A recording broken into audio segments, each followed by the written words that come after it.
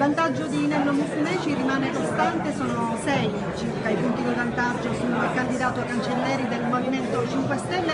Che lettura dare a questo voto elettorale dove il Movimento 5 Stelle comunque si conferma partito forse più protesta per molti siciliani? Beh, intanto aspettiamo l'esito dello spoglio, lo facciamo con ottimismo, così come è stato per tutta la campagna elettorale fino alla lettura degli exit poll di ieri. Certamente c'è un dato importante del Movimento 5 Stelle che però sembrerebbe attestarsi sullo stesso risultato delle elezioni nazionali di alcuni anni fa. Se così dovesse essere la conclusione di questa difficile, impegnativa e lunga campagna elettorale, alimentata forse da troppi veleni, io penso che il governo Musumeci avrà un obiettivo fondamentale, che è quello di fare recuperare dignità e credibilità alla politica. Se riusciremo in questo impegno, probabilmente anche chi ha votato oggi per il Movimento 5 Stelle si riconoscerà in altre forze politiche. È una lettura che comunque va inquadrata nel prossimo governo regionale, dato che abbiamo oggi sul consenso dei 5 Stelle.